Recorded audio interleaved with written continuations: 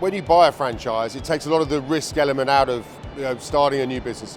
Whenever you start a new business, there's lots of pitfalls, lots of things in terms of marketing, recruitment, how you deliver your product, what the product is, the development of the product moving forward. And these are things that are hugely risky when you're starting a new business by yourself. So the great thing about the franchise model is it helps to alleviate some of that risk. It takes away some of that risk and it enables somebody to come on board with a business model and a tried and tested way of doing things, with a product that they know that works, with a marketing philosophy and strategy that's been tried and tested and that develops good results, that nets good results. And obviously all of those things take away that risk thing when you're opening up and when you're starting a new business. It's a huge decision in your life. When you're committing that sort of level of money, and most people that are coming into franchising or coming into running their own business tend to come from a background where they haven't been their own boss, and where they've been employed, they're used to taking a paycheck, and when work finishes, 5:30 comes, doors are closed, and they haven't got to be concerned themselves with anything else. So when you're running your own business, you're always there. You're always at work because it's your business. So you're thinking about it all the time. You really find it sometimes quite hard to switch off. So getting a model that is tried and tested obviously takes away a lot of the stress involved with running your own business.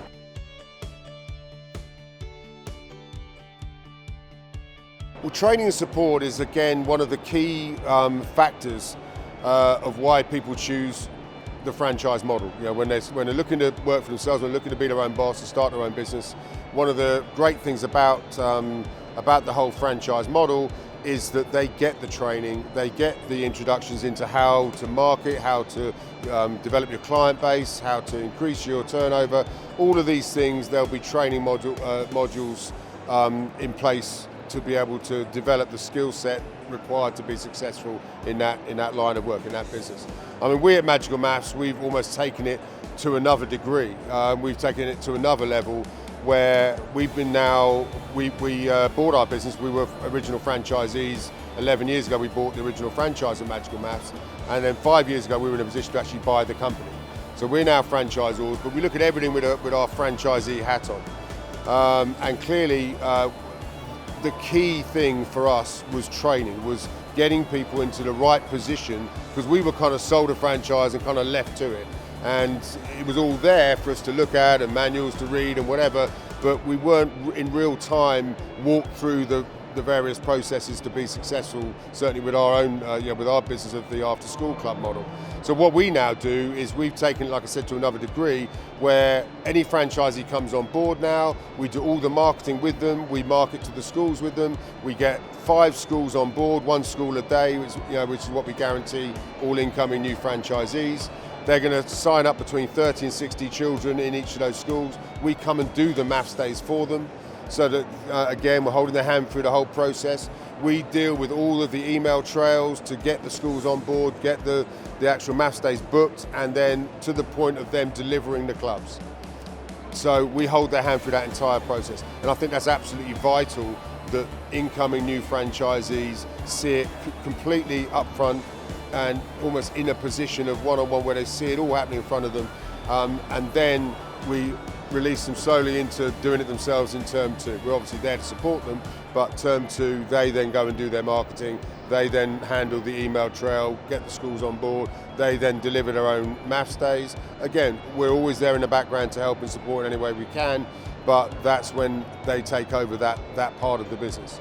But for that first term, we've found that new incoming franchisees are much more successful, the ones that we have taken them through that first term and held their hand very closely through that whole process.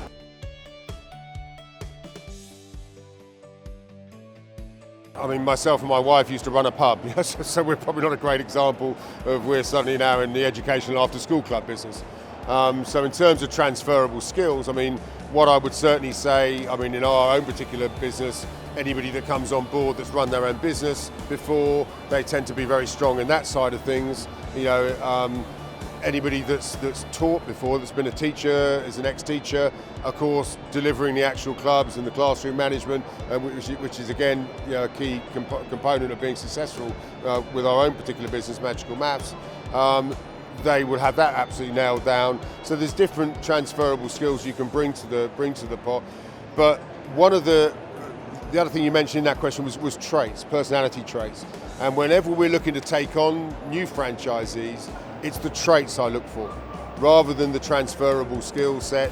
If they have certain key traits, which I'll come to in a minute, but those traits are what we look for in a successful franchisee. And if they had those traits, we can teach them the business skills. We can teach them the classroom management. We can teach them how to deliver these clubs in the best way possible. But the traits I look for in somebody are to be ambitious.